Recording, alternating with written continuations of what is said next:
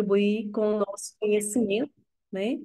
E o tema de hoje do nosso seminário fala sobre essas reflexões, né, do ensino superior, da área do ensino.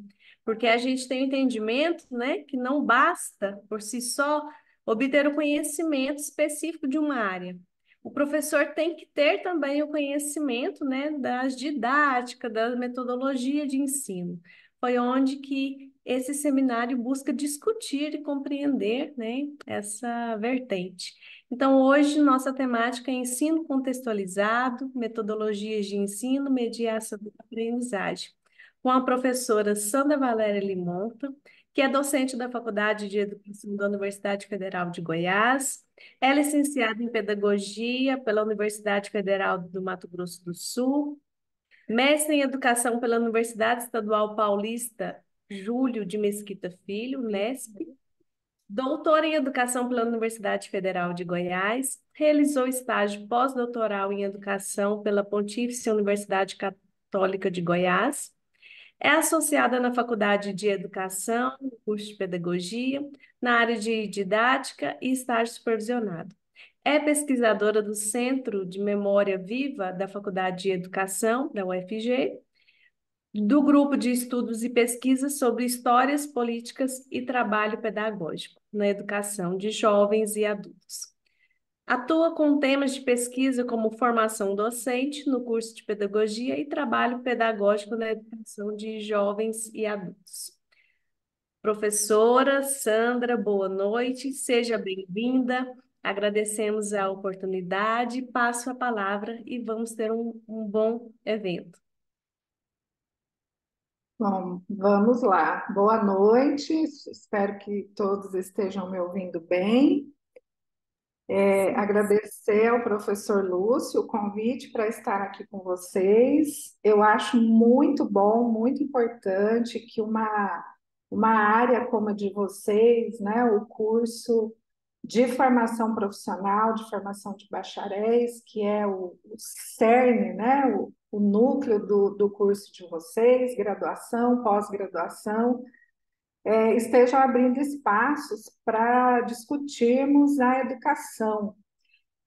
Hoje eu vou puxar, né, as questões que eu trago aqui para a nossa reflexão sobre o ensino superior, mas queria comentar com vocês o quanto a educação básica e o ensino superior eles são muito interligados, organicamente interligados. Apesar de poucos estudantes que concluem o ensino médio terem acesso ao ensino superior, principalmente ao ensino superior público, né? Quando a gente falar um pouco sobre a contextualização do ensino superior hoje no Brasil, vocês verão, né, que tem uma relação muito forte entre a educação básica, o ensino médio e o ensino superior. Eu sou da Faculdade de Educação, né? Toda a minha trajetória profissional e acadêmica se dá no campo da discussão da formação de professores.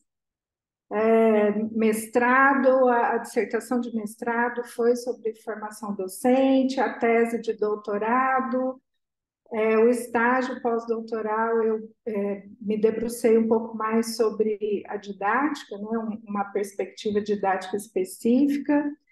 E eu trabalho na pós-graduação, no programa de mestrado e doutorado, atualmente discutindo muito o trabalho pedagógico na educação de jovens e adultos, né? Eu faço parte do Centro Memória Viva, é um grupo de estudos e pesquisas que se dedica aí ao estudo, à pesquisa sobre a história, as políticas, as concepções, o trabalho pedagógico na educação de jovens e adultos. E então eu penso, né, que esse conhecimento, né, esse pouco conhecimento que eu trago aqui para vocês, não só é possível fazer as relações com o trabalho pedagógico, com o ensino superior, como é desejável, né? Eu vou trazer aqui algumas concepções, algumas teorias pedagógicas que elas não são para a educação básica, elas são para a educação, né? E acho que nos ajudam a pensar bastante o ensino superior. Pode passar, por favor, para o primeiro slide. Isso. Eu vou começar discutindo com vocês. Pode passar, professor, para o próximo slide.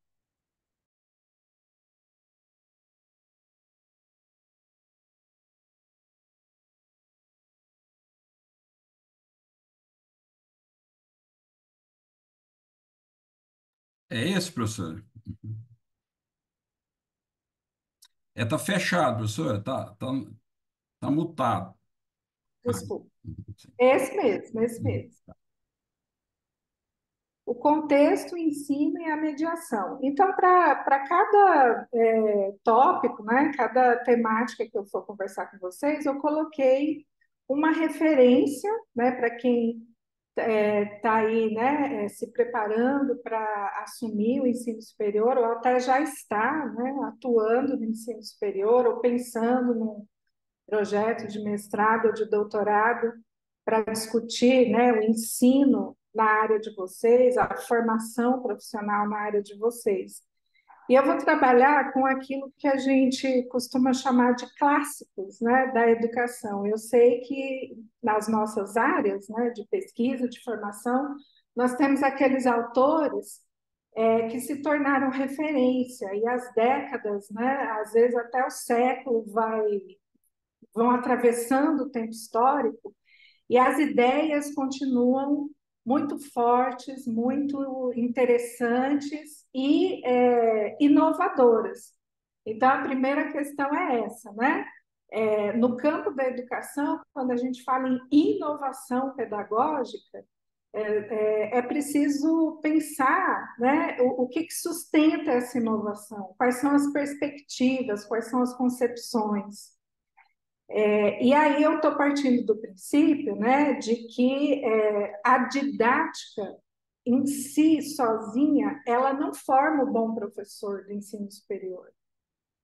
É preciso que a gente compreenda, daí, né, a ideia do tema sugerido pelo professor Lúcio, é preciso que a gente compreenda, né, como é que a gente chega na sala de aula, como é que a gente chega na didática. Por isso, a necessidade de pensar o contexto, o ensino e a mediação. Eu vou chegar, né? Vou chegar, inclusive, em sugestões, né? Em indicativos de metodologia mesmo, de procedimentos didáticos que são interessantes de serem experimentados na sala de aula no ensino superior.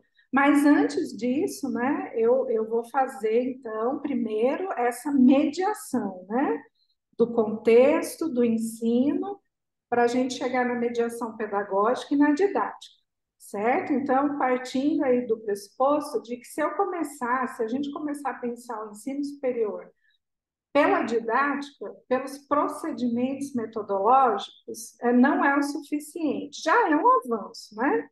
Então, vamos supor que alguém leu alguma coisa sobre ensino por problemas, né?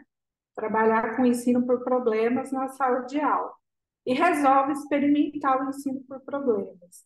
Eu penso que não é suficiente, porque não é fácil, né, trazer uma metodologia muito diferente do ensino tradicional para o ensino superior, e explico por quê, né, existe uma concepção de escola, de universidade, de professor de sala de aula, que tem uma raiz cultural, né, muito forte no ensino tradicional, né? E o ensino tradicional no Brasil, ele é de base católica, né? Jesuíta.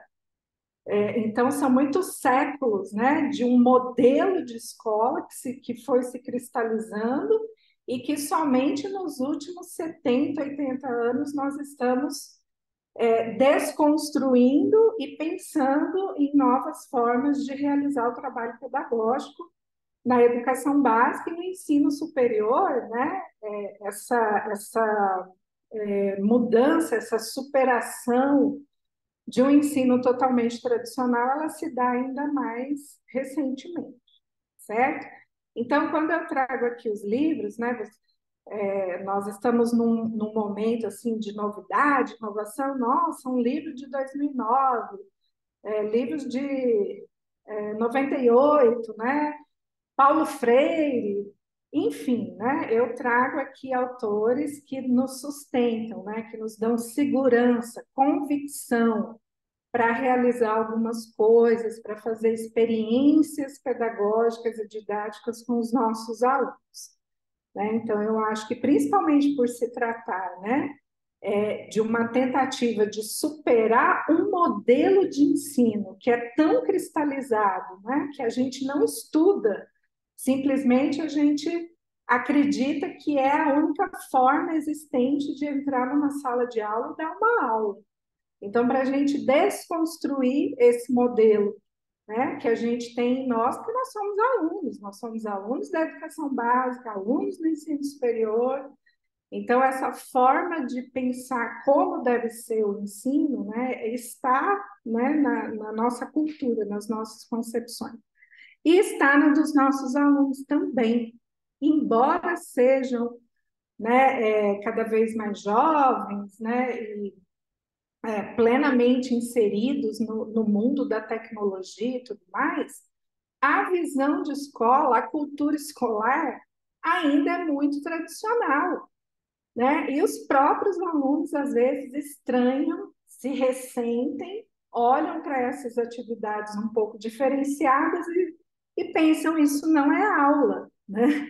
O professor, cadê a aula, né? Aula para o aluno do ensino superior que passou toda a sua vida numa escola de educação básica tradicional, né? Possivelmente, com algumas raras exceções, é palestra, né? É uma conferência. Cada encontro com o professor, né? O aluno do ensino superior, ele espera algo muito parecido com uma conferência. E tem outras questões aí também em relação à subjetividade dos estudantes, né, que a gente pode pensar. Então, o contexto, né, do ensino superior hoje no Brasil, né, é o da ideia, né, de que as tecnologias, mas uma ideia bem contraditória, né? Acabei de falar para vocês. É o mundo da tecnologia, né? Olha nós aqui, não é verdade? Estamos aqui, né, com a mediação da tecnologia, da internet. Então, mas ao mesmo tempo tem uma certa contradição, né? O ensino superior hoje, sim, ele é mediado, né? Já falando um pouquinho aí do conceito de mediação, entre eu e vocês, nós temos o conhecimento, que eu fiz uma breve síntese aqui com esse slide, né? Mas temos também a tecnologia. Né? Então, a gente tem uma dupla mediação entre o professor que está tentando transmitir algum conhecimento e vocês, né, estudantes e professores que estão me ouvindo, né, interessados na temática, tem a mediação, né, a mediação minha. O texto que eu escolhi foi esse, né, a abordagem que eu escolhi para discutir contexto, ensino e mediação é essa, os autores, até a cor do slide diz respeito à minha mediação. A mediação, né, é aquilo que o professor escolhe, é aquilo que ele constrói para tentar transmitir, ensinar, né, passar o conhecimento para o seu estudante, né, na situação de ensino, de educação que seja que ele esteja responsável. E tem a mediação do computador, da internet. Pode ter alguém aqui assistindo numa janelinha desse tamanho no celular. Já é outra relação com o saber, com o conhecimento. Se estivéssemos, né, lá numa sala de aula, é outra. Só o ambiente da sala de aula né? Um quadro lá na frente, as carteiras, a relação com o saber, com o conhecimento já é outra. Se estivéssemos num auditório, num mini auditório, outra relação com o saber. A professora está lá no palco, nossa, né? E o aluno está ali, o público, né? Ouvindo. Percebem, né? A mediação diz respeito aquilo que o professor ele escolhe, né? Eu tenho um tema, eu tenho uma prática, eu tenho uma disciplina, e eu vou fazer a mediação, né? Vou fazer a transposição do conhecimento que eu possuo para os meus estudantes por meio de uma mediação que envolve o que eu sei, o que eu li, o que eu acredito, os materiais que eu escolho, e o próprio ambiente de aprendizagem. Então, a gente tem, assim, uma certa convicção, né? Vocês estão vendo que aqui no meu slide as tecnologias perpassam o contexto, o ensino e a mediação. É uma presença, né, forte. Mas é muito contraditório.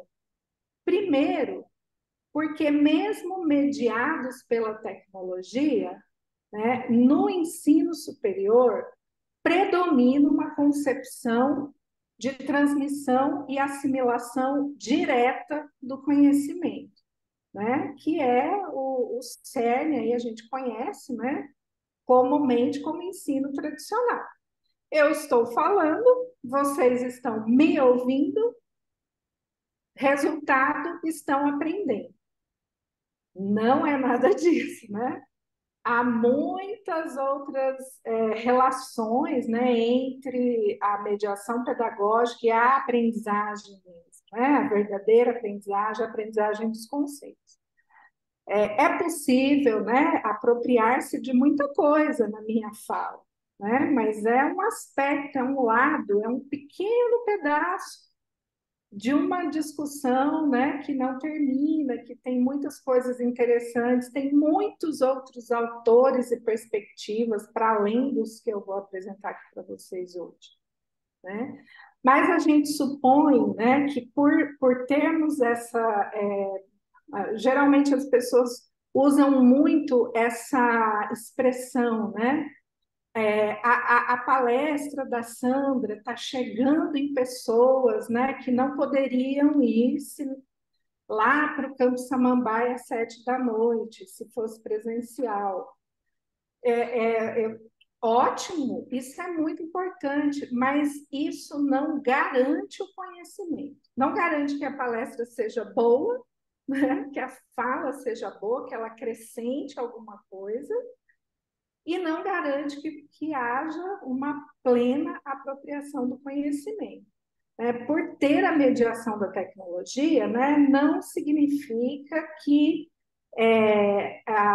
como que eu posso dizer, é mais fácil apropriar-se do conhecimento. E aí vem muitas ideias, né? O conhecimento está aí, está disponível, dá um Google, é só você.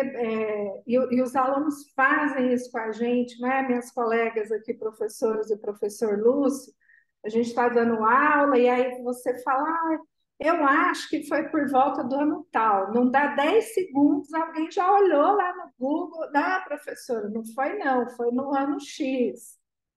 Né? Então, a mediação da tecnologia é muito interessante, né? Dá uma dinâmica e tudo mais.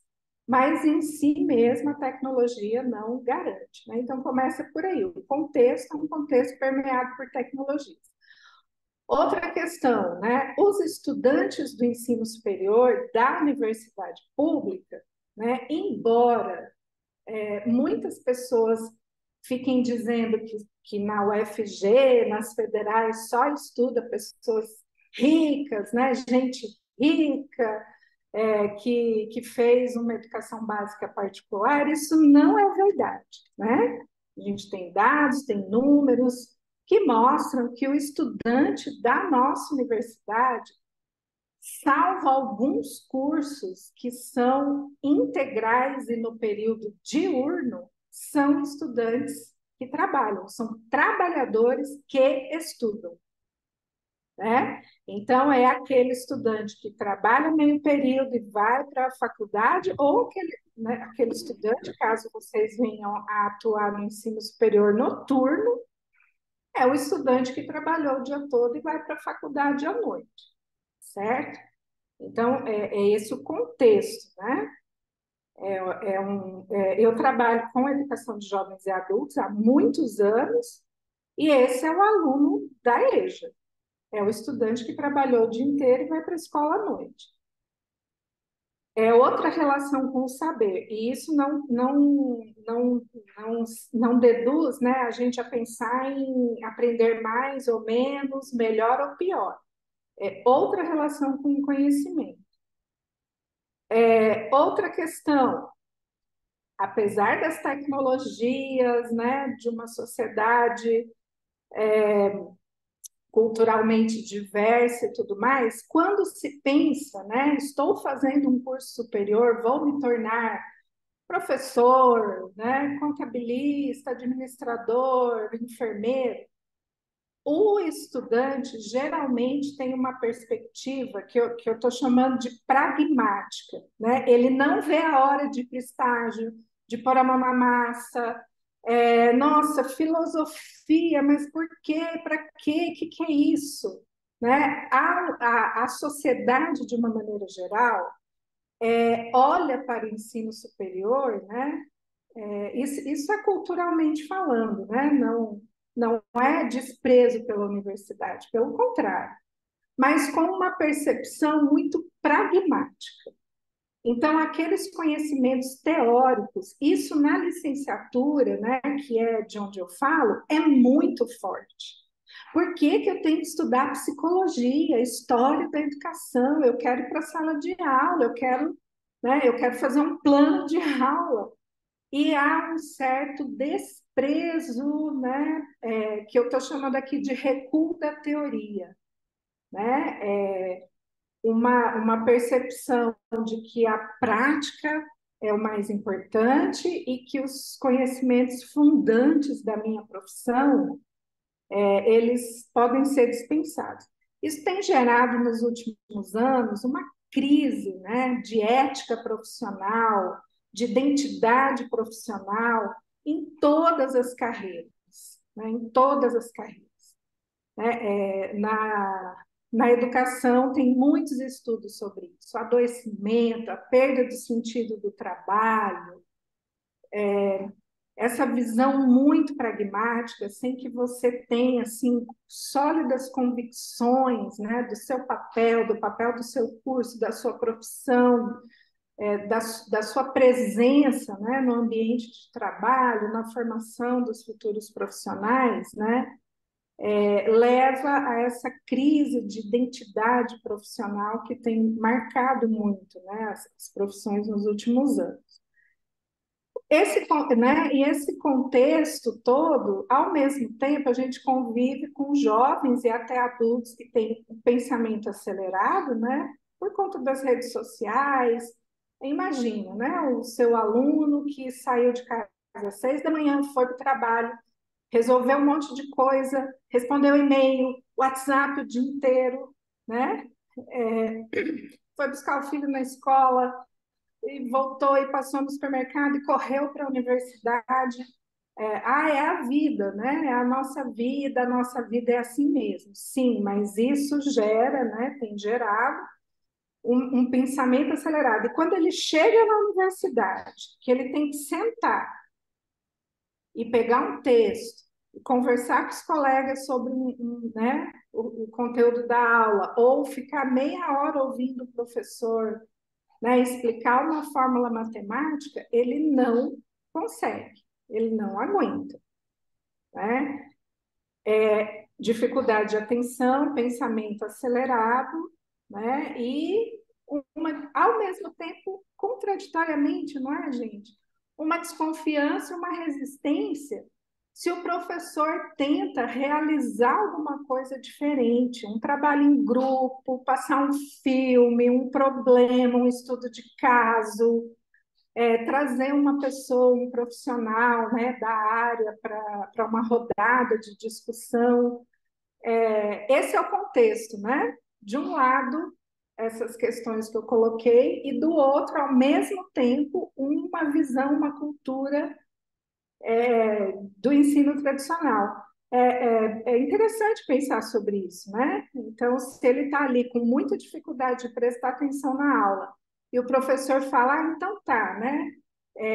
Parece que vocês estão dormindo, vamos fazer um círculo que eu vou propor alguns problemas aqui para vocês resolverem. Opa, que isso, né? Isso não é aula. Será que a gente vai aprender dessa forma? É a contradição. Em relação ao ensino no ensino superior, né? Tecnologias, né? As tecnologias perpassam o nosso trabalho, né? No nosso caso, que somos professores da UFG, da UEG, né? Os inúmeros sistemas que a gente alimenta, né? Plano de ensino, e notas, e projetos de pesquisa, né? Tudo pela mediação da tecnologia. Um certo produtivismo acadêmico, né, principalmente para quem está pensando aí em ingressar na universidade pública, né? Há uma pressão muito grande sobre os professores do ensino superior para que eles façam pesquisa e produzam. E dessa forma, o ensino ele vai ficando secundarizado. E vai, porque há uma pressão, né, pelo produtivismo acadêmico, tem uma série de regras, né, para você subir na carreira, ingressar num programa de pós-graduação, ter acesso ao financiamento. Gente, daria outro encontro nosso para falarmos das condições de trabalho nas universidades públicas brasileiras, né, que muitos estudantes não conhecem. E a sociedade, de uma maneira geral, né, olha para os professores do ensino superior, né, vai lá, dá algumas aulas, ganham bem, né, mas existe um contexto de trabalho, condições de trabalho muito difíceis, né? As federais estão em greve, né, demandando material para laboratório, computador, reforma nos prédios. Lá na minha faculdade, o nosso auditório, eu estou já fazendo 16 anos de faculdade de educação. Tem 10 anos que o nosso auditório está fechado, aguardando uma reforma. Então, assim, é só um exemplo, né? Eu tenho certeza que o Lúcio, que é a professora da UEG, tem também, né, episódios, exemplos que dizem dessas condições de trabalho. Então, assim, a pedagogia didática, né, por conta disso, desse contexto e dessa forma como o ensino hoje se dá, vão ficando secundarizados.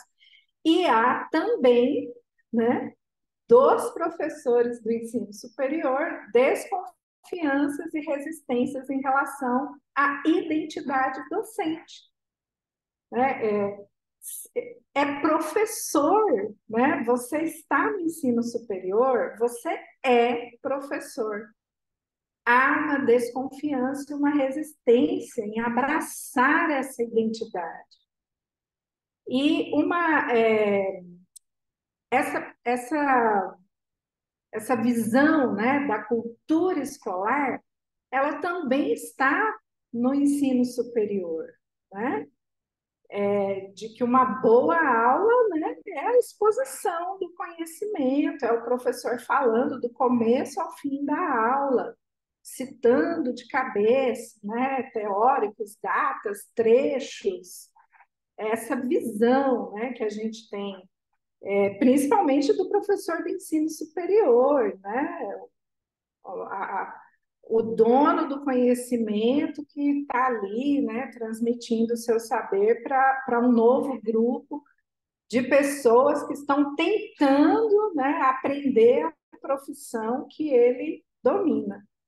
Então, há também, né, desconfiança e resistência em relação à pedagogia e à didática, né? Assim como os alunos estranham uma aula diferente, o professor também desconfia e resiste quando se propõe que ele pode fazer né? Uma aula mais ativa, que envolva mais os alunos.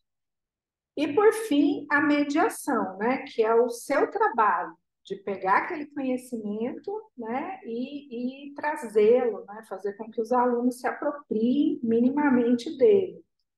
De novo, a mediação né? Entra aí as tecnologias também na sala de aula, na mediação.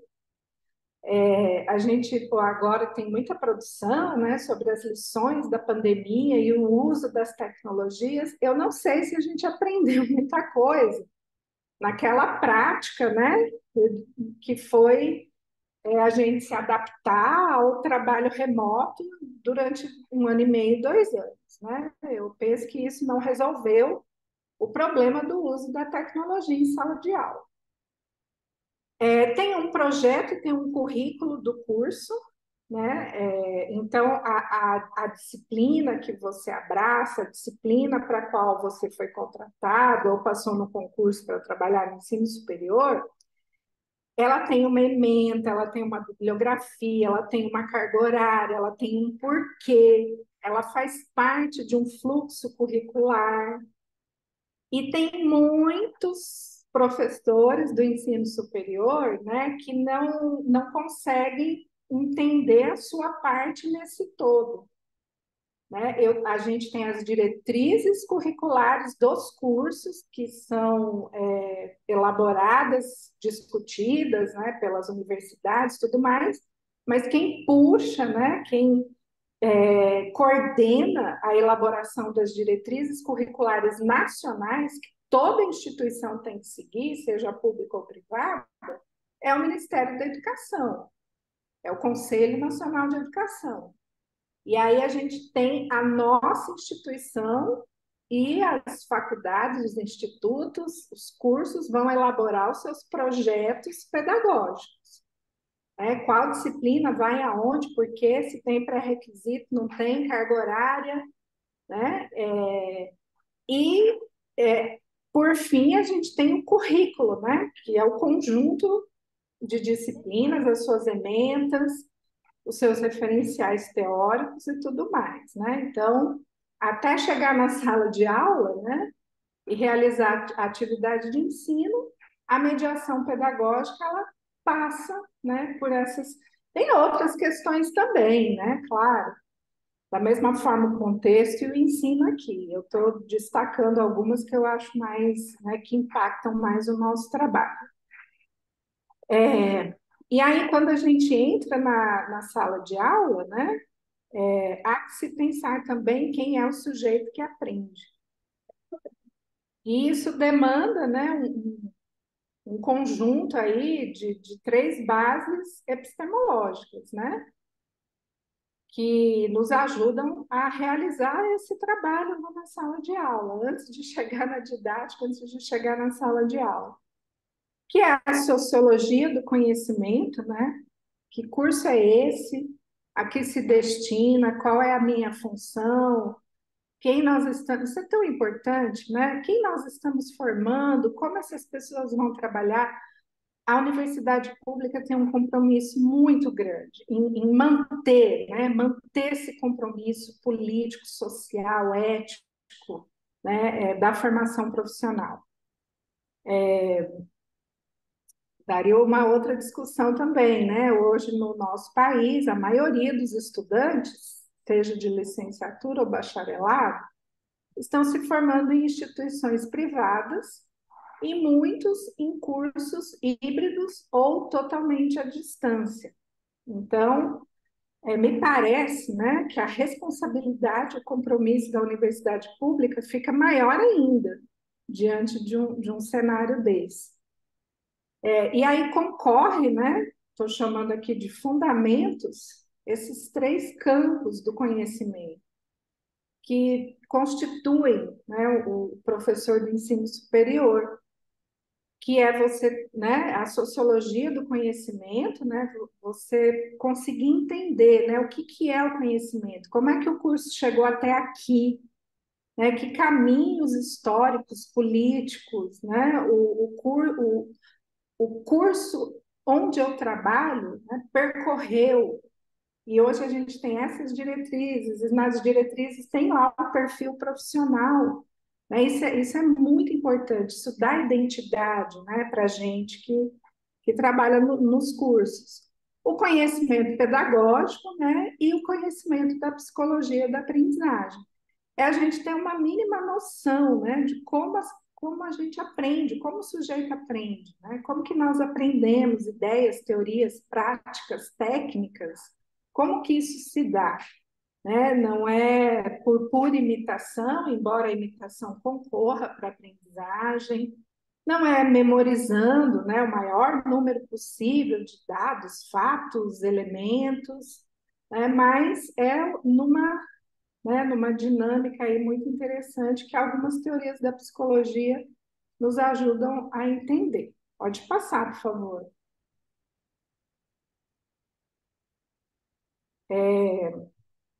Então, né, fazendo uma síntese aí de tudo isso que eu acabei de falar, né, o conhecimento nessa dinâmica social, né, ter esse conhecimento da sociologia do conhecimento, das políticas educacionais, né, as demandas do mundo do trabalho, às vezes a gente tem que resistir um pouco a essas demandas, né? Senão as demandas do mundo do trabalho pautam a formação profissional e tudo aquilo que os professores que têm muita experiência, né, acreditam que deve ser um bom profissional. O estudante, né, que são jovens e adultos, trabalhadores que estudam, na sua maioria, nós vamos estar contribuindo na formação profissional dessas pessoas, né, que também já falei, das transformações culturais, de valores, interesses, necessidades, e ao mesmo tempo essa cultura, né, de uma visão tradicional do ensino, e o reconhecimento, né, da docência universitária como profissão, né, como profissão, né, o professor universitário é um profissional da educação. Isso, né, demanda aí a ressignificação da identidade, né, como professor, de rever os saberes e as formas como trabalha, né? Então, aí tem essa sugestão, né? Esse livro da Maria Isabel da Cunha, né? Tem um anterior que é O Bom Professor e Sua Prática, mas é sobre o professor da educação básica, né? E alguns anos depois ela traz a mesma reflexão para pensar o professor universitário. E é um clássico, né? Maria Isabel da Cunha e Marcos Tarcísio Mazeto são, né, talvez os nomes mais importantes na discussão da formação do professor universitário, da prática pedagógica do professor universitário no Brasil. O livro é muito atual, né? Toda a discussão que ela faz nesse livro, né? Pensando tudo isso que eu acabei de falar para vocês, continua muito atual, continua nos inquietando, né? E continuamos buscando compreender, né, e transformar aí as práticas no ensino superior. Pode passar, professor Lúcio.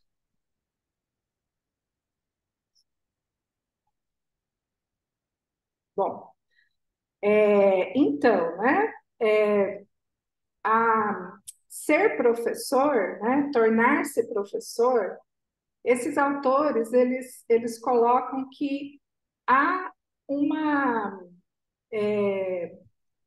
no caso do ensino superior, né, há um processo de tornar-se professor que é diferente da formação do professor da educação básica.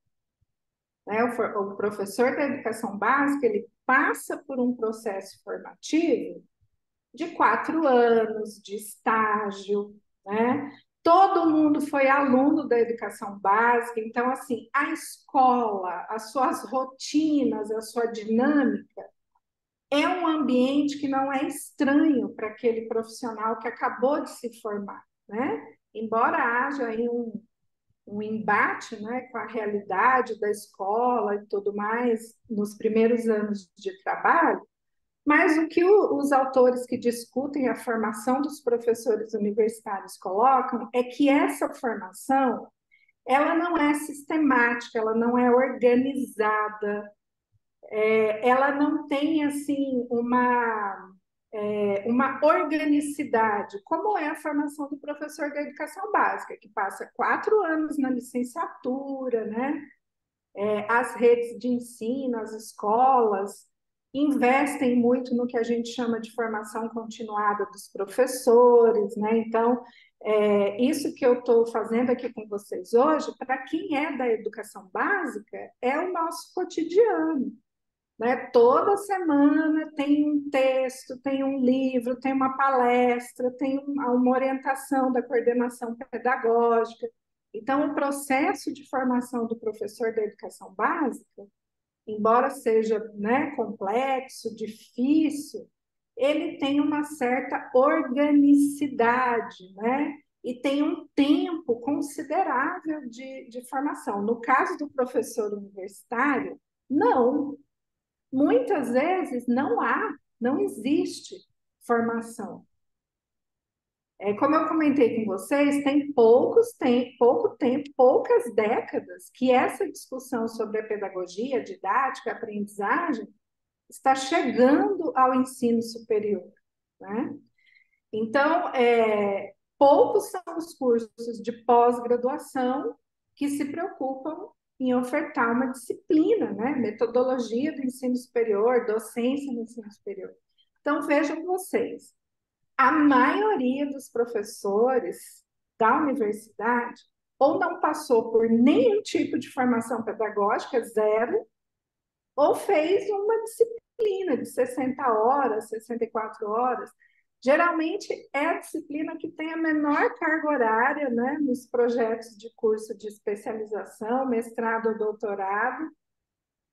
Então, a formação do professor universitário, ela é exígua, é desconexa, é intermitente, é secundarizada, né? Quem entra na universidade pública passa pelo processo de estágio probatório, a maioria delas, como a UFG, obriga o novo concursado a fazer uma formação, né, que não é só pedagógica, mas é uma formação institucional muito interessante, muito boa. Eu, particularmente, gostei muito do curso que fiz quando ingressei na UFG, mas a grande maioria, né, acha que não é necessário. Eu passei no concurso, eu fiz doutorado, eu passei por uma banca, eu sei o conteúdo, então eu sei ensinar, né? Não tem segredo, não tem mistério. Não tem segredo, não tem mistério. É muito bom, né? Ser professor e estar ali, né? Junto com a minha ciência, com a minha área, contribuindo para formar futuros professores e né, no desenvolvimento do conhecimento do nosso campo, mas não tem essa formação, né? Então, como que se constrói a professoralidade, né, do professor universitário? Mesmo nas licenciaturas, viu, gente? Quem faz licenciatura em História e vai para pós-graduação em História e depois vai dar aula no curso de graduação em História, também não, né, não é porque fez licenciatura que ele vai, né, saber dar aula no ensino superior. Ele já tem um pouco mais de conhecimento sobre a educação, né? Mas é sobre a educação básica e talvez não seja suficiente, né, para fazer as relações aí necessárias. Como é que se constitui? No contexto sócio-histórico da universidade. Qual é o contexto sócio-histórico da universidade? Tecnologia, pragmatismo, né, recuo da teoria, desconfiança, né, de aulas inovadoras, muito voltado para pesquisa, né, ou então, né, no caso das instituições privadas, muitos estudantes por turma, muitas provas para corrigir, material pronto. Depois a gente pode conversar, né? Mas o contexto sócio-histórico da universidade é esse, né? é um contexto que não forma o professor universitário, não lhe dá tempo, né? Às vezes tira até o ânimo do professor universitário de fazer um curso, uma leitura, né? De aprofundar os seus conhecimentos pedagógicos, né? Outra questão, né, da construção da professoralidade do professor universitário. Saberes pedagógicos, ensino e aprendizagem. Não tem, né? Não há discussão e conhecimento sobre isso. O conhecimento da sua área profissional, conhecimento científico, a sua cultura profissional. E isso é o ponto forte, né, do professor universitário. É algo que ele domina, que ele conhece bem, que ele estuda, que ele pesquisa. E os saberes da experiência. Mas de onde vem a experiência de professor do professor universitário? Vem da educação básica, vem da sua trajetória de aluno da educação básica e de aluno da graduação. Que provavelmente, tanto na educação básica quanto na graduação, a maior parte da sua experiência foi com aulas, né? E uma forma de se apropriar do conhecimento muito tradicional, pragmática. Então, é assim que se constitui, né?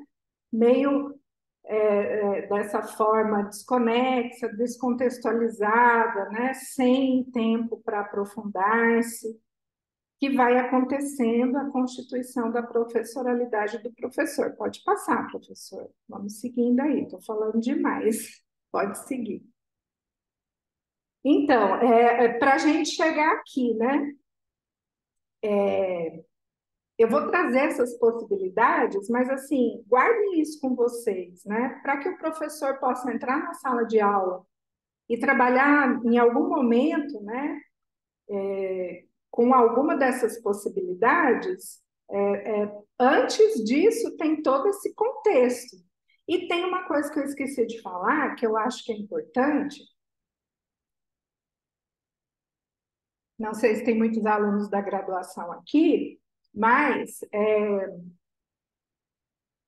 essa forma de apropriação do conhecimento, né, da aula expositiva, de memorizar do ensino tradicional, nos leva a certas dificuldades de leitura, de escrita, de síntese, de reflexão, né, de entendimento, né, às vezes do conhecimento do curso por conta da matemática básica, da física básica, de leitura escrita é muito forte, né?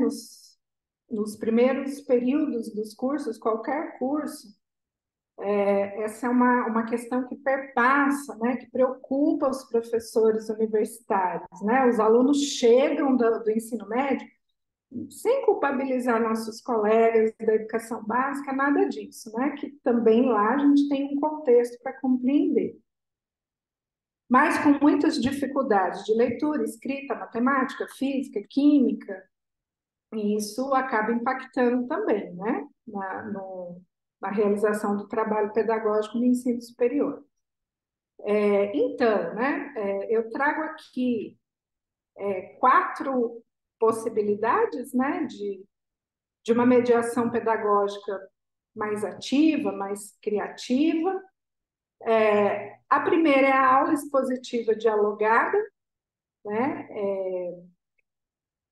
E aí eu me baseei nesses autores que vocês estão vendo aí, Paulo Freire, né, Demerval Saviani, e para pensar a aprendizagem, né, a teoria histórico-cultural de Vygotsky. Né? Numa perspectiva ativa, criativa, crítica, né, a aula expositiva é uma aula dialogada. Eu sei que é muito difícil, principalmente para quem está no ensino superior privado, tem muitas turmas, muitos alunos, mas é possível fazer esse exercício, né, às vezes, em algum momento, de você conhecer os seus alunos, quem são, né, o que esperam aí da disciplina, abrir espaços para que os alunos possam conversar sobre o conhecimento, né? Toda a aula apresentar o que você vai discutir, né? Dar aquela visão de conjunto da aula. Hoje nós vamos ver isso, eu estou baseando nesses textos, trazer uma provocação, uma problematização, né? Criar uma situação aí que faça com que a atenção do aluno se volte para você. Uma notícia, né? Quem é do direito, por exemplo, chegar hoje e trazer o PL, né, do aborto, que está sendo muito debatido, discutido, já vai capturar ali a atenção do aluno, né? E fazer a relação, né? Isso é difícil, né? Do conteúdo a ser ensinado com uma problemática. Paulo Freire e Saviani vão chamar isso de problematização, né? O conhecimento, ele faz sentido quando o homem tenta encontrar uma saída, uma solução. Isso, né, a aprendizagem baseada em problemas, a aula expositiva dialogada, a gente há muitos anos vem pensando sobre isso, né? A aprendizagem baseada em problemas, nos últimos anos, ela ganhou um certo espaço, né? Tem uma certa notoriedade hoje em dia. Muitos cursos de medicina, inclusive o nosso, né, trabalha muito com aprendizagem baseada em problemas. Mas a premissa, né, o cerne aí da aula expositiva dialogada, da aprendizagem baseada em problemas e dos estudos de caso, é justamente, né, você chamar atenção, né, o quanto que o conhecimento, aquela disciplina, aquela aula, aquele conhecimento, ele ajuda a humanidade, a profissão, a sociedade, né, o paciente, o cliente, a resolver os seus problemas, né, a encontrar saídas. E quando o estudante se debruça, né, sobre um problema, sobre um caso a ser estudado, uma questão posta pelo professor, aquela nossa cultura tradicional parece nos dizer que não está havendo aprendizagem, mas as teorias do desenvolvimento da aprendizagem, né, principalmente, talvez você já tenha ouvido falar do Piaget, né, o Jean Piaget, que no campo da educação acabou, as ideias, né, do Piaget acabaram recebendo a denominação de construtivismo, e a teoria histórico-cultural, né, dos russos, do Vygotsky, que também fala, né, sobre isso, pensar sobre alguma coisa, né? Aprender tem mais a ver com você pensar sobre o objeto do conhecimento do que alguém te detalhar aquele objeto. O Vygotsky, que é o autor com o qual eu trabalho, para pensar a aprendizagem do estudante da educação de jovens e adultos, ele, num dos textos, que é Aprendizagem e Desenvolvimento da Criança em Idade Escolar, ele afirma que o ensino direto dos conteúdos da escola não leva à formação de conceitos.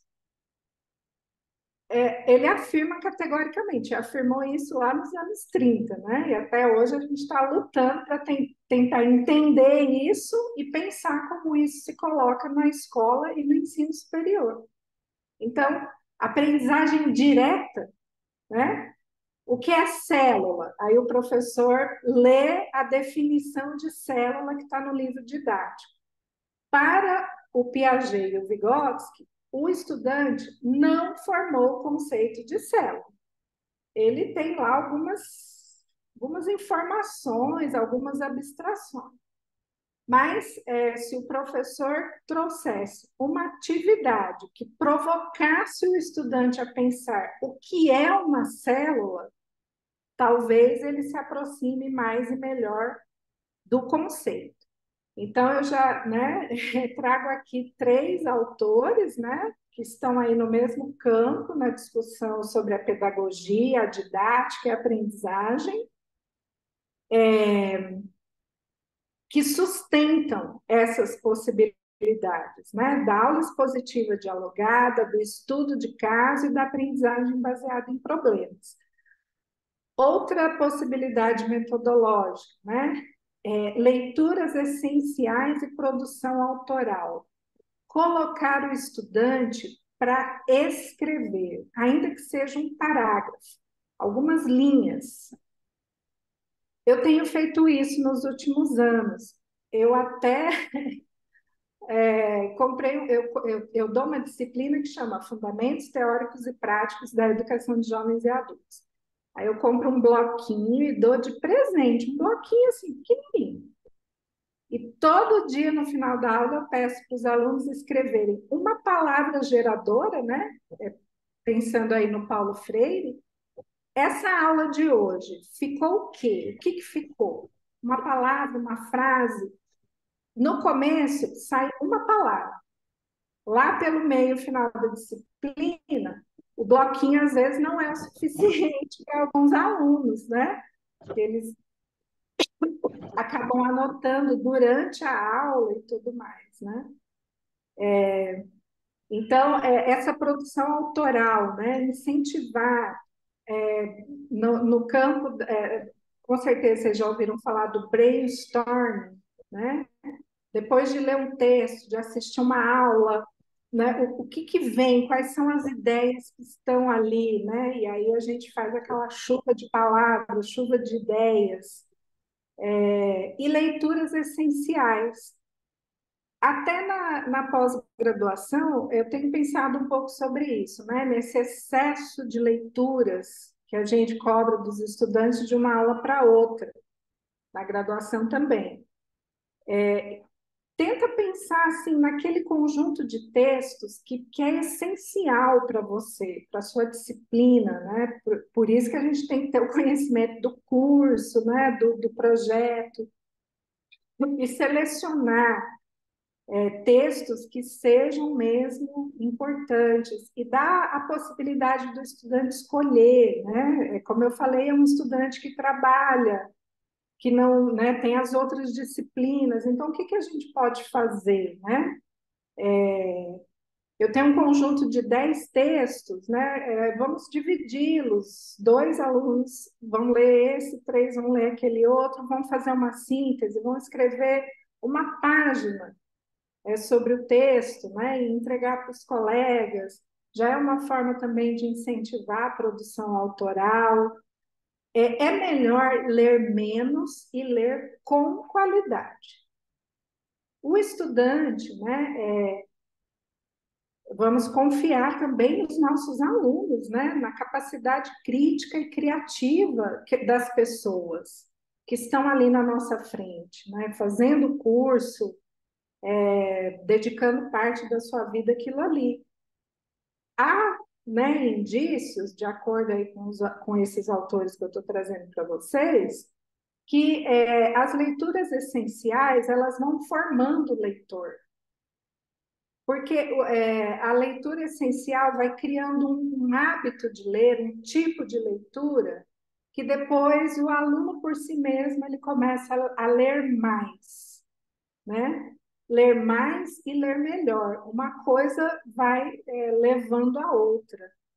E indução, né? São estratégias indutoras de participação qualificada. Então, uma página, um parágrafo, uma palavra. Essa semana é só um texto, é parte de um texto, mas leiam, né? Pensem sobre esse texto, né? Que é o que os autores chamam de leitura essencial. Ah, mas a minha área é muito difícil, tem muita coisa. Quantidade e qualidade. A gente vai ter sempre, né? Vamos sempre tentando equilibrar quantidade e qualidade. E outra coisa que não é comum são as atividades coletivas em pequenos grupos, né? Todos os autores das pedagogias ativas, né, das pedagogias críticas, sugerem, né, que haja atividades, não todas, não sempre, mas que possam ser feitas principalmente em pequenos grupos e de preferência quartetos. 2 é pouco, três, né? Sempre há a possibilidade de um dos estudantes, né, não participar. O grupo ideal, de acordo aí com os autores do campo da pedagogia universitária, né, são os quartetos, né? Às vezes, uma atividade em pequenos grupos, né, uma leitura de um texto em pequeno grupo, pode passar, professor. E, né, por fim, aí dentro dessa questão das possibilidades metodológicas, né, a avaliação da aprendizagem. Três questões para pensar. A prova, inclusive a prova, a elaboração da prova. Primeiro é o nível de habilidade com a linguagem escrita. O professor tem que ter ciência do nível de habilidade da linguagem escrita da turma. Por isso, antes da prova, né, antes da avaliação, é bom que você peça pequenos textos, um parágrafo já é o suficiente para você ter uma ideia do nível de habilidade da linguagem escrita da turma. E não sei como é no curso de vocês, depois o professor Lúcio, a Márcia podem comentar, mas no nosso caso, né, no caso da licenciatura em pedagogia, principalmente no primeiro ano do curso, o nível de habilidade da linguagem escrita não é bom. Tanto é que o curso criou uma disciplina que é trabalho científico, linguagem acadêmica, né? Havia essa disciplina, a gente chamava de metodologia do trabalho científico, né? Alguns cursos ainda têm, mas é uma disciplina que geralmente era dada mais para o final do curso, que no nosso caso a gente puxou para o primeiro ano, e dando ênfase ao trabalho com habilidades de escrita. E trabalhando com diferentes linguagens, né? Inclusive, com artigo científico, pedaços de teses, dissertações, né? Então, a gente tem que ter uma certa ciência do nível de habilidade com a língua escrita para preparar a prova, para escolher o texto, né? Elaborar a questão, pontuar pequenas atividades realizadas em sala, né? Não deixar só para uma prova valendo de 0 a 10, né? A prova é importante, a prova é uma síntese, a prova revela muita coisa, né? Mas, diante do contexto, né, do contexto anterior, pontuar as atividades realizadas em sala de aula. Porque, de novo, a gente cai naquela cultura. Vai cair na prova? Né?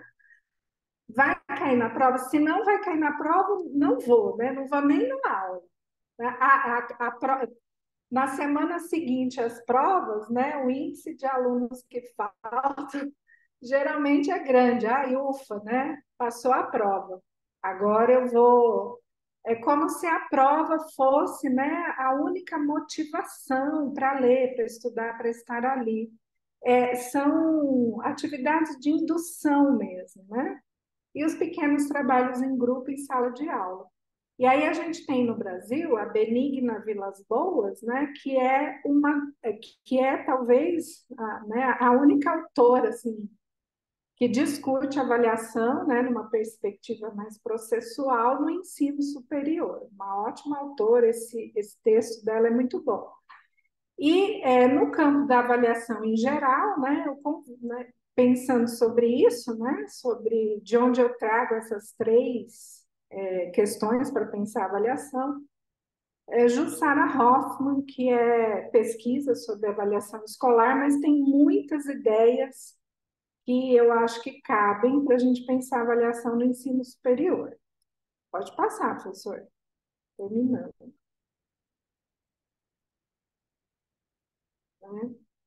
É isso, gente. Me coloco à disposição, o que eu puder, né, conversar mais com vocês, além das ideias que eu já trouxe aqui. Vamos ver, né, onde a gente pode chegar juntos. Obrigada.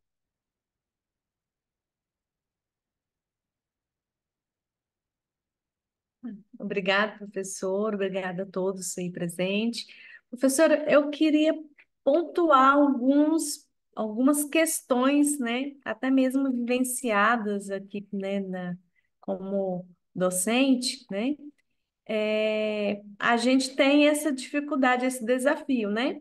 Quando eles vêm para a universidade, eles vêm com dois perfis, ou muito jovens, né? Que não têm aí um perfil acadêmico de universidade, de quebra de ensino médio, né? Para nível superior, ou a gente tem aí pessoas que têm muito tempo, né, de ausência de estudo, né, de estar fora da sala de aula, então, assim, é começar novamente, né? Então, a gente, no primeiro período, né? O professor, que a gente sempre fala nas nossas reuniões aqui, né, dos docentes, que a gente tem que ter vários perfis. Agora, eu sou o professor que está entrando numa turma de primeiro período. Eu vou ter que ter uma didática diferenciada daquele professor que está entrando lá no sétimo, no oitavo período, né?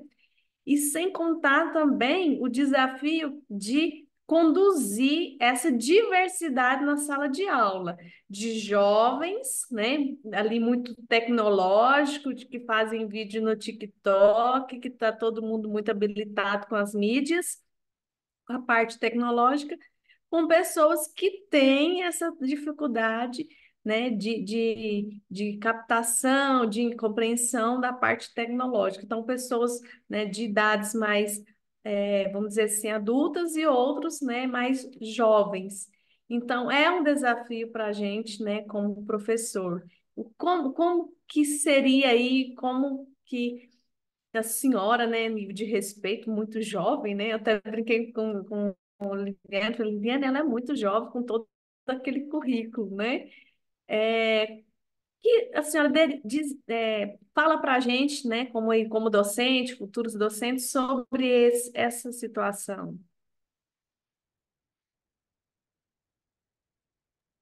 É você apostar, acho que é uma boa palavra, apostar nessas metodologias mais ativas. Trabalhar com problematização, com estudo de caso, indução, né, a uma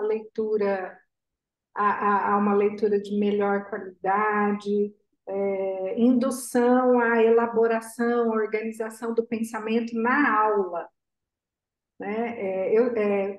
Nossa, é muito difícil, é muito conteúdo, sim, né? Sim, mas com o tempo nós vamos ficando, né? É o saber da experiência.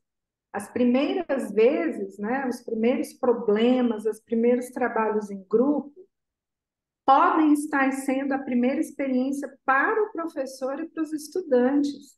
Vai ser ruim, vai ser bagunçado, não vão gostar, mas insistir, né? Preparar boas atividades, ouvir, né? Colocar os alunos para falar um pouco.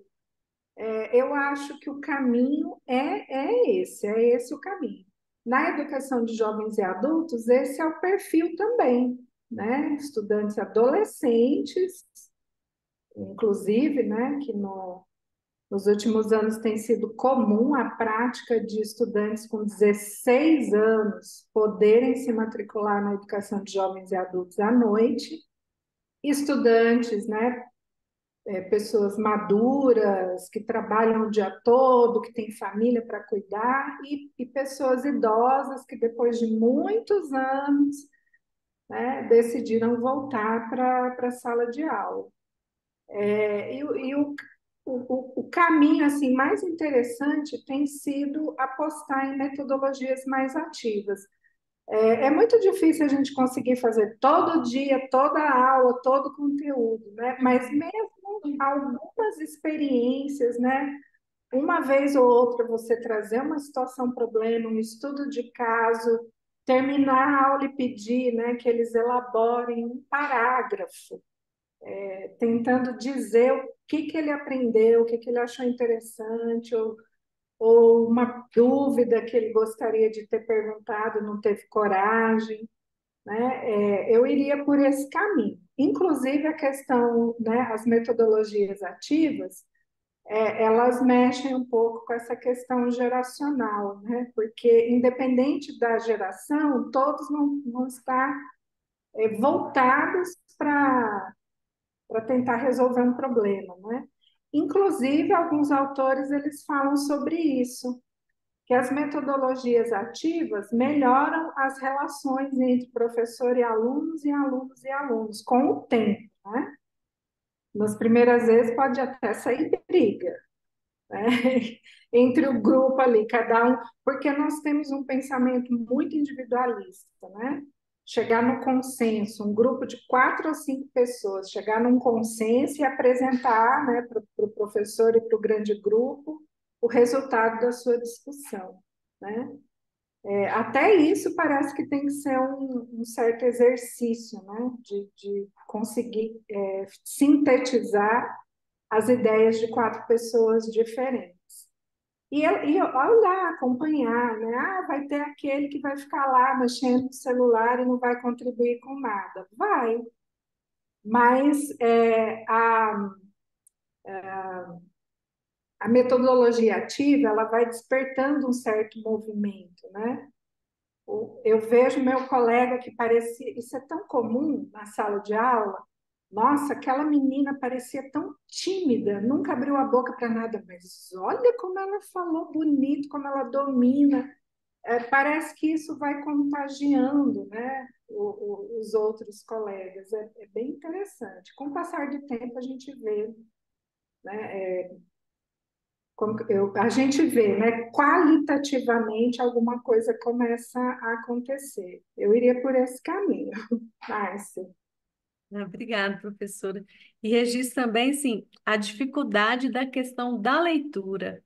Né? Eu pensei que era algo somente no curso de contábeis, né? Que a gente tem ainda voltado mais para atividades práticas, né? Então, acaba que o aluno tem, assim, uma dificuldade da leitura. Então, trazer esse momento de leitura com o aluno é difícil. É. É muito difícil. E a senhora pontuou aí, né, oportunidades, dicas, metodologias que a gente pode estar inserindo. Foi muito bom.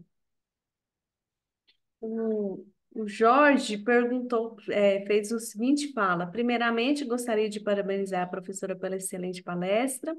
E como a senhora trabalha a heterogeneidade dos alunos da sala, tendo em vista que muitos alunos têm história acadêmicas diferentes? Sim, primeiro tendo uma, né, na medida do possível, claro, né, uma visão assim bem clara, né, de quem são, de onde vem, o nível de habilidade, no meu caso, né, de repente para a sua disciplina pode ser a matemática, a física, né, uma outra disciplina. Mas na maioria das vezes é importante, mesmo que seja uma disciplina de matemática ou física, a gente ter uma noção bem clara do nível de leitura e escrita, né? Já na primeira aula, pedir que escrevam um parágrafo, né? O que você achou da proposta da disciplina. E aí você vai ver se tem muito problema de ortografia, coesão, coerência, né? E aí, né, eu trabalho com a educação de jovens e adultos, e na EJA, né, a gente não culpabiliza o aluno por isso, né? O que está fazendo aqui? Mal sabe ler e escrever. Como é que entrou, né? Como é que conseguiu entrar no curso uma pessoa com uma escrita dessa? É por isso que a gente tem que compreender o contexto, né? Respeitar o contexto. E é o compromisso da universidade pública, né? Se o estudante já passou por um processo de educação básica, em que ele foi, de certa forma, né, excluído e não aprendeu a ler e escrever corretamente, eu acho que é um pouco o nosso papel, né, o nosso compromisso, tentar fazer alguma coisa, né, pensar em alguma atividade que induza a leitura, né, que ajude, que peça para ele exercitar a fala, né, Na teoria histórico-cultural, né, há uma relação muito estreita entre a linguagem escrita e a linguagem falada. Então, você expressar-se oralmente, né, organizar as suas ideias e depois passá-las para o papel. E veja como que a cultura da escola e da universidade é a do silêncio. É só o professor que fala. Se falar, né, o que você entendeu do texto, se falar o que eu entendi do texto, organiza minhas ideias e melhora a minha escrita, então, né, criar momentos que os alunos possam expressar-se, né, também é muito interessante. E essa heterogeneidade, né, que o colega citou, são histórias de vidas diferentes, mas todos estão ali com um objetivo muito comum. É diferente da educação básica. O motivo para estar na sala de aula, num curso superior, né, que o maior deles é a formação profissional, é o que une, né, pessoas tão diferentes no mesmo ambiente. Então, a gente tem aí uma heterogeneidade no ensino superior. Quem fala isso é o Marcos Tarcísio Mazeto, naquele livro, né? Na educação básica, a tendência à homogeneidade ela é mais demorada. Os alunos chegarem mais ou menos no mesmo nível na educação básica, isso só vai acontecer no final do ensino fundamental. Então, os alunos da educação básica vão passar longos anos muito heterogêneos. Ó, quem quiser fazer licenciatura, por favor, não desista depois das minhas palavras aqui, tá? Quem está aí pensando em fazer uma licenciatura. Mas da educação infantil até o sexto, sétimo ano, a diversidade, a heterogeneidade, elas são muito fortes, né? No ensino superior, já há uma tendência à homogeneidade mais rápida, né? E você pode conseguir melhorar ainda mais, né? Pessoas que têm, por exemplo, muita dificuldade de escrita, de novo, né? Tentando, experimentando metodologias ativas, né? Expressão oral, resolução de problemas, pequenos textos, né? Que aí você vai induzindo a uma maior homogeneidade. Mas eu fico pensando, não sei se é o caso de alguém aqui que está acompanhando, né, nossa conversa, instituições onde você tem 50, 60 estudantes por turma, 5, 6 turmas com 50 estudantes em cada uma delas, né? As grandes instituições privadas é muito difícil, né? O professor conseguir realizar alguma atividade que envolva, né, os alunos, mas dá para fazer algumas experiências, né? A única metodologia ativa que a gente vê muito na universidade é o seminário, né? Que é também uma metodologia ativa, mas precisa ser repensada, né? Precisa ser repensado, melhor organizado, não precisa ser uma coisa tão grande como geralmente são os seminários, né? Mais comumente a gente vê aí seminários assim que ocupam muito tempo, né? Do estudante, da disciplina. Pode ser uma coisa mais simples, né? Um pequeno texto ao final da disciplina, os grupos vão apresentar, né, um pequeno texto ou uma síntese da disciplina realizada. Talvez seja mais interessante do que um grande seminário. Professora, o Paulo Faria, ele parabeniza, né, pela brilhante palestra, e ele faz a seguinte pergunta: gostaria de fazer uma pergunta. Como a senhora vê e compreende a importância ou o alcance da autoavaliação e autoatribuição de notas? Se é uma metodologia eficiente ou prejudicial? Autoavaliação, né? Você pode até induzir um pouco a essa, como você falou, né? Às vezes o estudante se atribui uma nota e o professor conhece aquele estudante, né? Que falta muito, vive no celular. Você pode até criar esse mecanismo. Eu não faço isso, né? Na construção da nota, né? E olha que eu sou pedagoga, sou da educação, mas atribuir-se uma nota a si mesmo não acho uma boa estratégia, né? Ou então a gente pode ir induzindo, né? Num determinado momento da disciplina, você pede para o aluno que ele escreva um pequeno texto relatando como ele se sente, o que ele sabe, né? Como ele se vê, né, como estudante dessa disciplina, desse curso. E aí depois você pode pedir para ele atribuir, né, um ponto, né, até um ponto ou 2 pontos, e considerar até pelo esforço de tentar, né, escrever como ele se percebe como estudante. Mas eu usaria comedidamente, bem comedidamente a autoavaliação.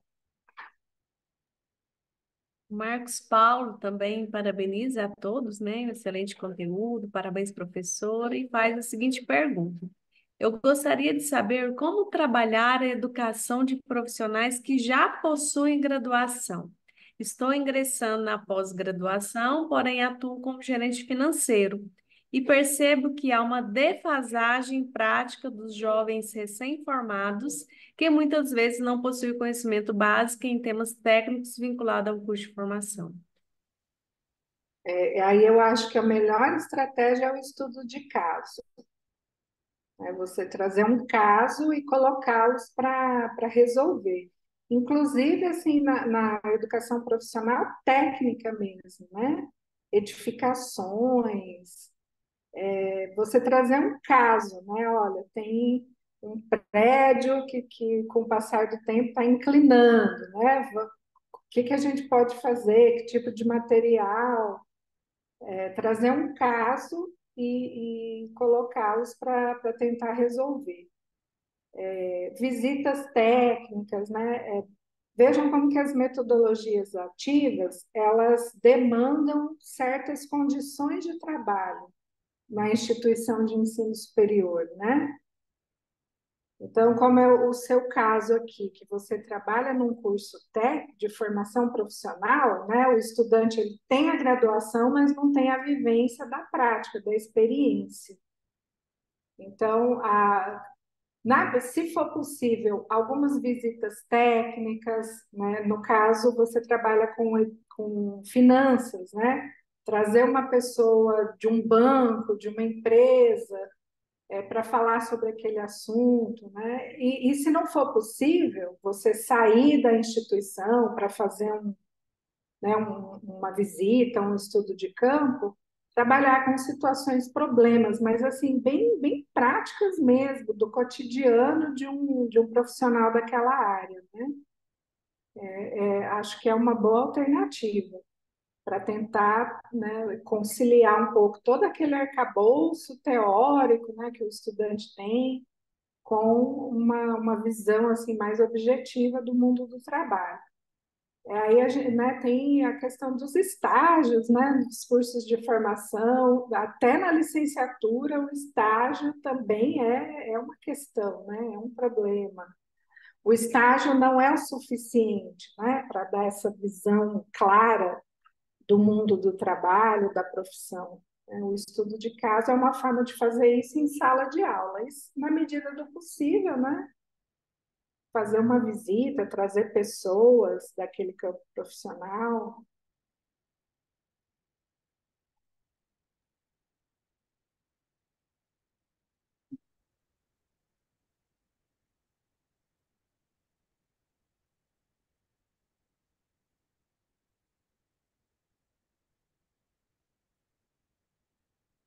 Jorge Brandão faz o seguinte comentário. E uma pergunta também. Professora, sou curioso com metodologias ativas em contabilidade. Não consigo pensar em algo diferente fora PBL, sala de aula invertida. Me preocupo em não ser cansativo no uso constante dessas ferramentas. Como estabelecer a dosimetria nesses usos? Tentando assim intercalar, né? Problema, estudo de caso, uma leitura qualitativa, uma aula expositiva dialogada, aí, né, tentando, não sempre, né, e tem o momento da aula expositiva também, né, da aula expositiva mesmo, né, que você precisa dar aquela aula. Isso não é demérito, não é problema, e o professor, acho que a gente consegue, né, assim, olhando a ementa da disciplina, os textos com os quais você precisa trabalhar, né, de pensar assim, não, essa aula não tem como, eu preciso, tem muita gente com muita dificuldade, eu preciso, né, começar meio que do zero e dando passo a passo para os alunos. Isso vai acontecer, né? Mas mesmo numa aula expositiva, né, é possível fazer provocação, né, trazer uma questão para no meio da sua exposição, né, parar a exposição e fazer uma provocação para que os alunos se voltem para você. No, Na pedagogia libertadora, né, do Paulo Freire, e na pedagogia histórico-crítica do Demerval Saviani, eles chamam de passos, né? Passos didáticos, que a aula, né? Cada aula uma inovação, cada aula uma coisa diferente, mas ao mesmo tempo tem um estilo, né? Tem um modo de ser do professor, que os alunos eles vão entrando, né? No seu ritmo. Que o professor que conduz, né? Você que escolhe o texto, a atividade, se vai ser um estudo de caso, se vai trazer um convidado para uma roda de conversa. Então, os estudantes eles vão se familiarizando com o seu modo de dar aula. E se a aula é boa, ainda que ela seja, né, mais expositiva do que participativa, eles vão entrando, né? Então, não fica cansativo, né? Na pedagogia libertadora, né, e na pedagogia histórico-crítica tem passos que a gente pode seguir, né, não necessariamente nessa ordem, mas que toda aula ela se estrutura mais ou menos da mesma forma, né, que é sempre começar dando uma visão do todo, que é a apresentação, né, uma problematização, para que serve aquilo, né, no conjunto da disciplina, na profissão, que o Paulo Freire chama né, do círculo de cultura, né?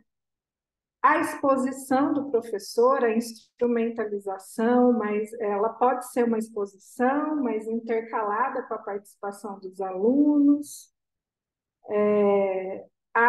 O Paulo Freire chama de tema gerador, palavras geradoras, né? Qual é a síntese, o que a gente pode tirar daqui hoje? O Saviani chama de catarse. E, por fim, né, o Paulo Freire chama de inédito viável, e o Saviani chama de síntese, né? O conceito mesmo da aula. A gente vai levando os alunos a perceberem isso, né? Que naquele conjunto de informações, de ideias que o professor colocou, tem algo, né, que sintetiza, que amarra a aula. Às vezes a gente pode fornecer isso para o aluno, né? Chegar no final da aula e dizer, olha, hoje, né, o conceito, a ideia mais importante que vocês têm, anota aí, né, que vocês têm que levar é tal coisa. Ou então pedir que eles pensem, né, qual seria a ideia, qual seria a palavra mais importante desse dia.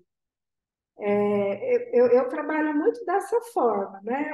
Vez ou outra eu trago uma situação, problema, um estudo de caso, mas quase sempre vou seguindo esses passos mais ou menos, né?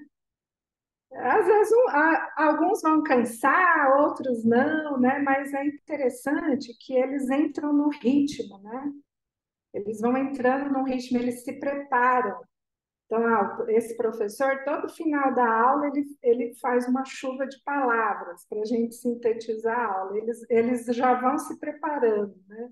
E às vezes até aqueles que não têm o hábito de ler antes da aula, dão uma olhadinha no texto só para, né, só para falar alguma coisa, né, para participar de alguma forma também. A Genese até comenta, né, sobre essa questão, né? Creio que o estudo de caso traz muita motivação para os alunos, pois vivenciam casos práticos, aliando assim, teoria e prática. Parabéns, professora, pelas orientações. Obrigada. Tem mais alguém, pessoal? O Jorge agradeceu pelos esclarecimentos, muito interessante, tua aula.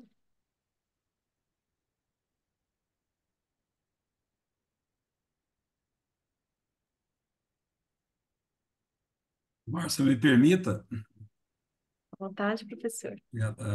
senhora Sandra, primeiro parabéns aí Meu pela, computador fa- para carregar. é, pela Pronto. fala, né, pelas reflexões que a senhora trouxe aí para a gente. E eu fiz diversas anotações aqui, eu acho que nós vamos ter que fazer pelo menos mais uns 10 encontros aqui com a senhora para a gente discutir tudo, uns pontos aqui que eu acho extremamente importante, né? Eu queria, assim,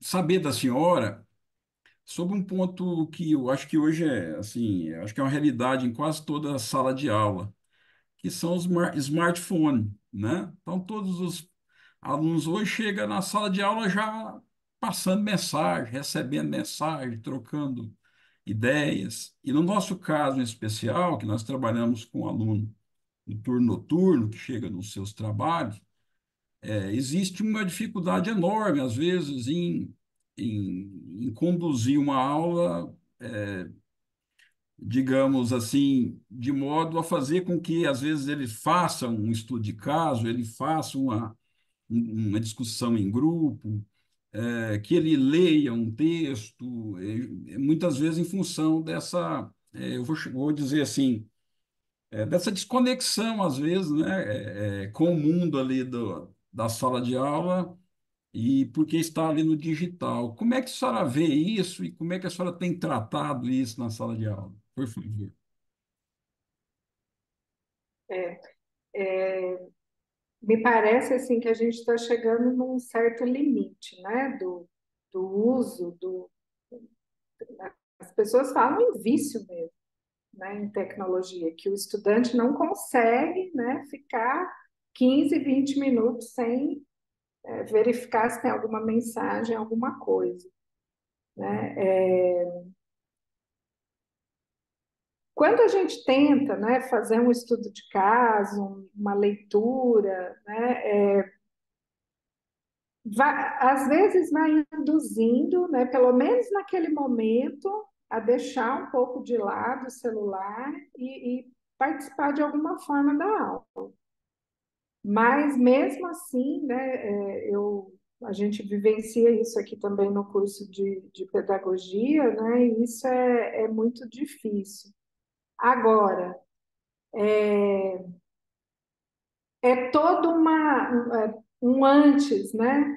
É uma clareza assim da profissão, do compromisso, né? São estudantes de uma universidade pública, tem que ser feito, por incrível que pareça, né? É uma educação de adultos mesmo, né? E às vezes até você pedir, né? Falar, gente, hoje, né? Hoje, a aula de hoje, nós vamos fazer tal coisa. Por favor, né? Deixa aí meia hora, 20 minutos o seu celular, e vem comigo, né? Participar dessa aula, dessa discussão. Acho que não adianta, né, proibir, não sei se vocês já tentaram, né, fazer isso. Até na escola de educação básica tem sido difícil. Eu faço estágio numa escola de ensino fundamental e os alunos chegam e deixam o celular numa caixa lá na entrada da escola, né? Todo celular tem o nomezinho da criança. E todos os pais têm os telefones da diretora, das coordenadoras, então, assim, se for uma emergência, né, os pais vão ter. E ainda assim é difícil. Sempre tem um ou outro que entra com o celular na roupa, né? Tá engraçado ver a situação. Agora são adultos, né?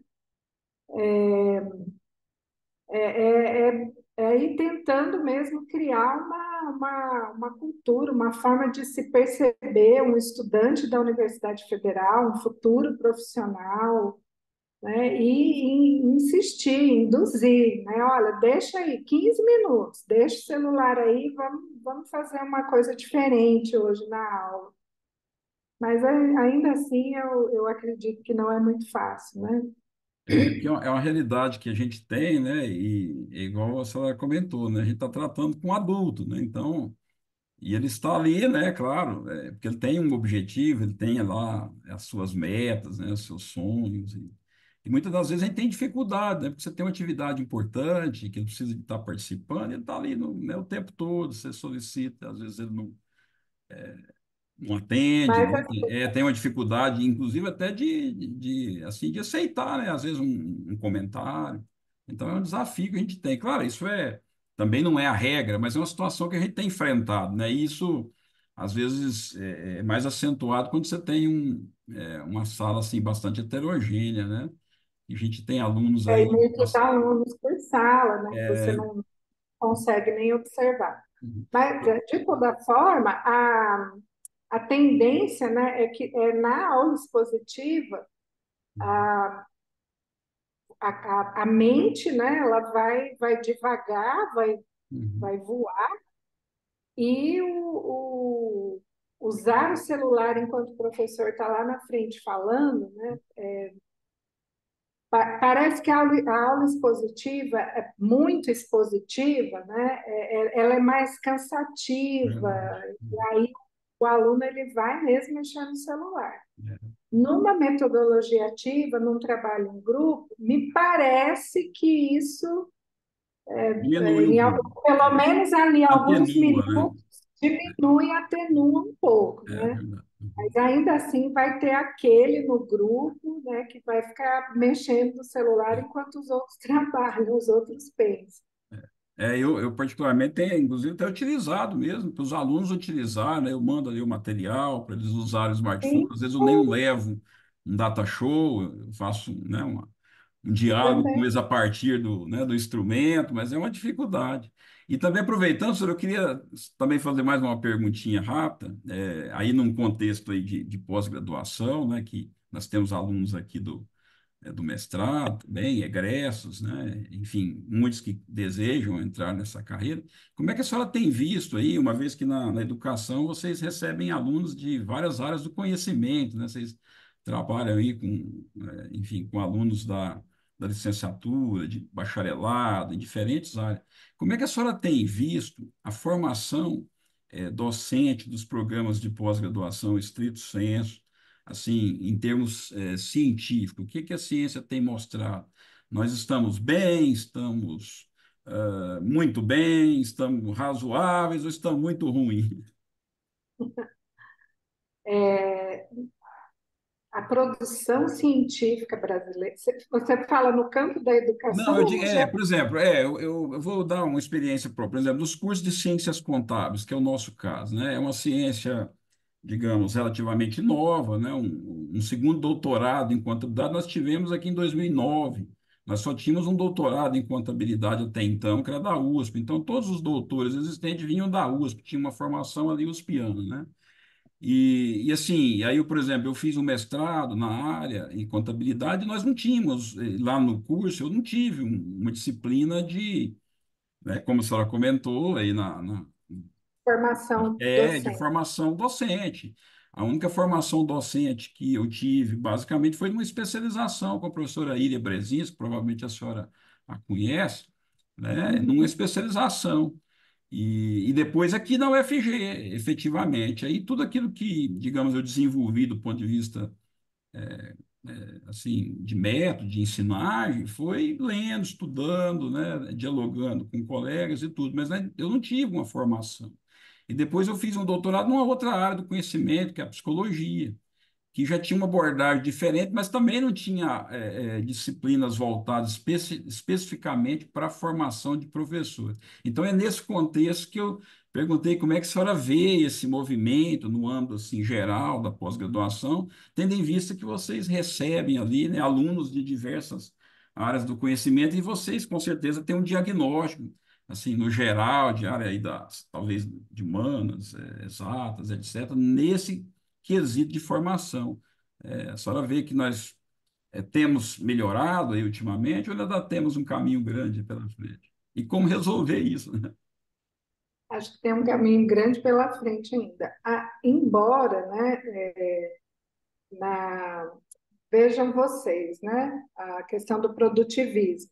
Os programas de pós-graduação, né, acho que os estudantes também sabem, eles são monitorados e avaliados pela CAPES, que tem, né, a sua sistemática de avaliação dos programas, né, dos cursos de mestrado e doutorado. Então, tem as grandes áreas, né, junto à CAPES, e tem o sistema de avaliação da pós-graduação, que né, a gente chama de ficha de avaliação, e que tem lá inúmeros quesitos que recebem nota e todos os dados do programa, né?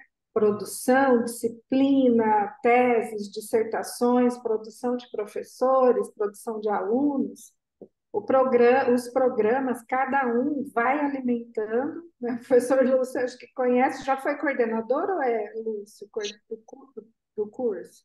Não, eu sou só docente permanente da pós aqui. Eu já fui coordenadora do programa por 6 anos, do programa de pós-graduação.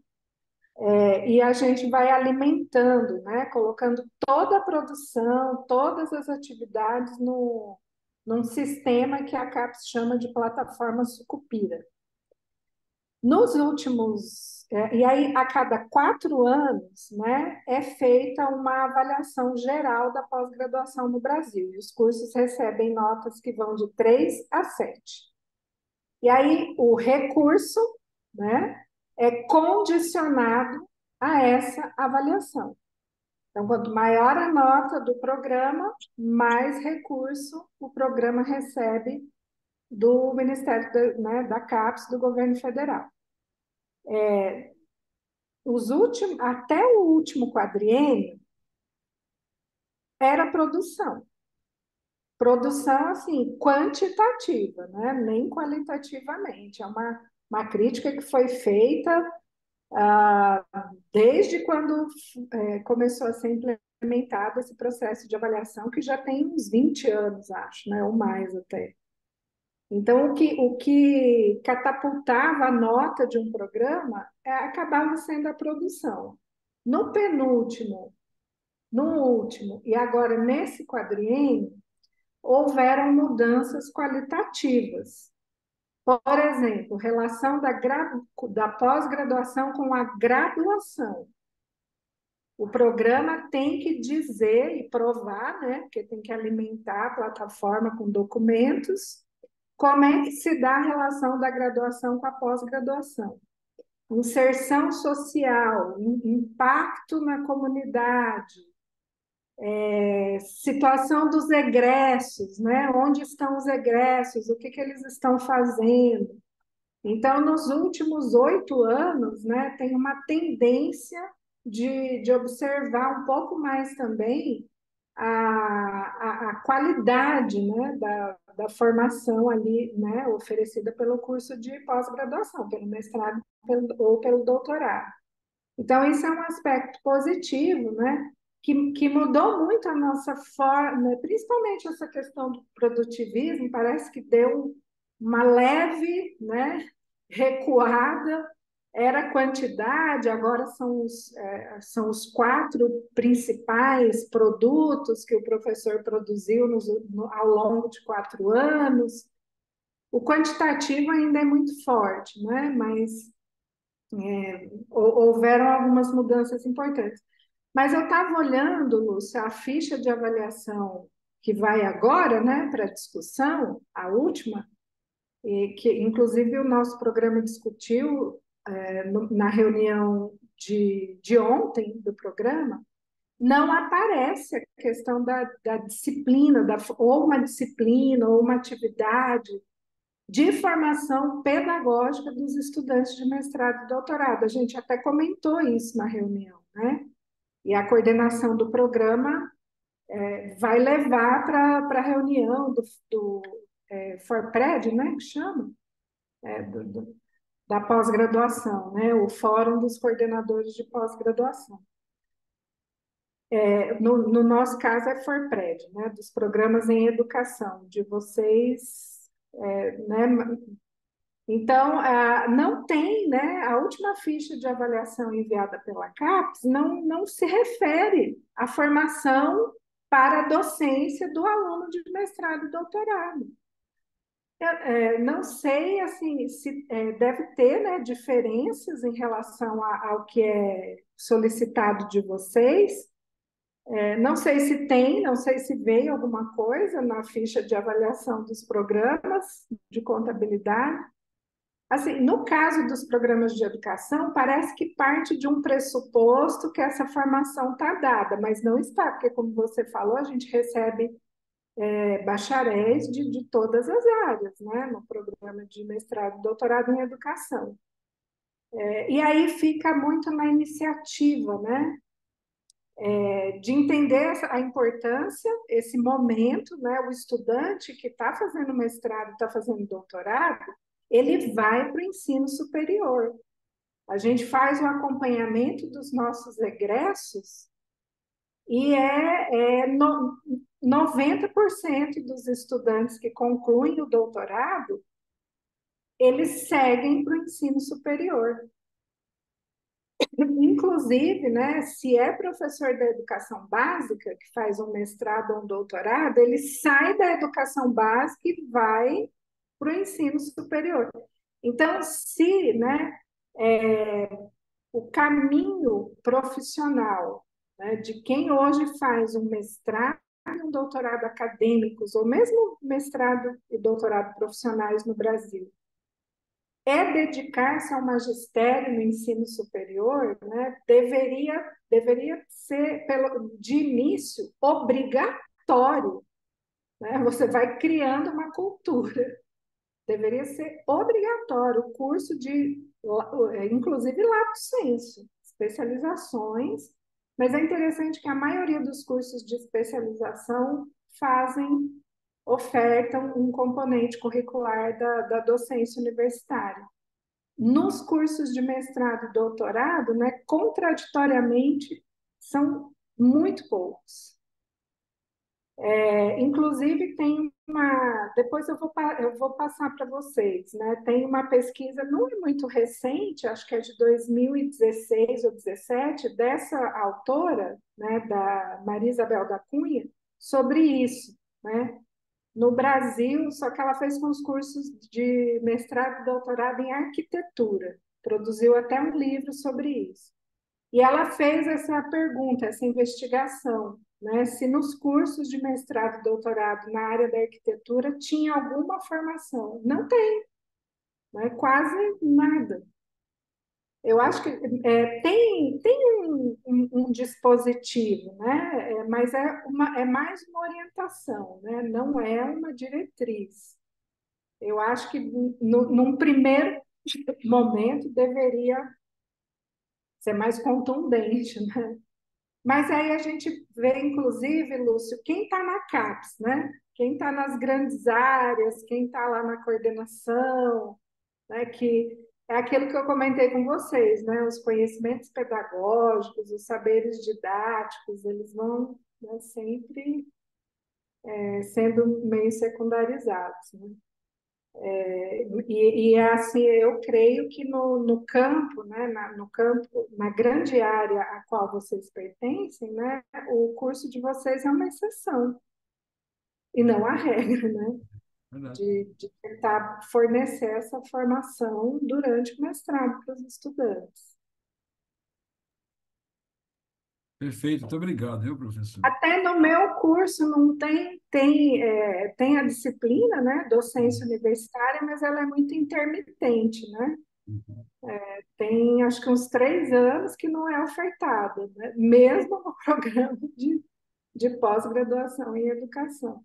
A E é gente interessante, tem, tem muita procura? É livre a procura ou é uma disciplina que o aluno tem que fazer? No na caso nossa de você, aqui, não, a gente não tem. Nós temos só estágio docente. tem. É por isso que eu estou perguntando, porque é algo que a gente, inclusive no doutorado, aí a gente incluiu essa disciplina, se for aprovado. Aí tem uma disciplina, né? Porque Vai ter lá, essa disciplina, né?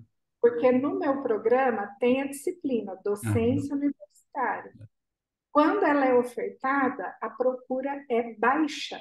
pois é. Eu falo, Poucos alunos se interessam pela disciplina. é, Esse, inclusive, é um dos motivos que, no caso, é a minha linha que é oferta, né? E a gente faz uma espécie até de rodízio, às vezes, nessas disciplinas mais de fundamentos. No caso do meu programa, a minha linha ninguém quer pegar, ninguém quer oferecer, porque a probabilidade de ter pouquíssimos alunos na turma é grande pela nossa experiência, veja só. olha só. Pois é por isso que a gente tem realizado aqui no centro nosso aqui de pesquisa, né? A gente tem trazido e realizado esses eventos justamente para, né, fazer essa discussão com nossos alunos, egressos e, e conosco também, né, claro, sobre essa questão que eu acho que é de suma importância para todos nós, né? Obrigado, viu, Mas professor? não desanimem, vocês estão vendo que a vida do professor universitário não é fácil, mas eu espero que todo mundo que esteja aqui, né, fazendo um mestrado, que é uma grande conquista, né, num país como o nosso, de tanta desigualdade, e conseguir fazer um mestrado numa instituição pública é uma grande vitória e tem que ir para o ensino superior, sim, né, passar adiante aí essa formação para os futuros profissionais, mas não é fácil.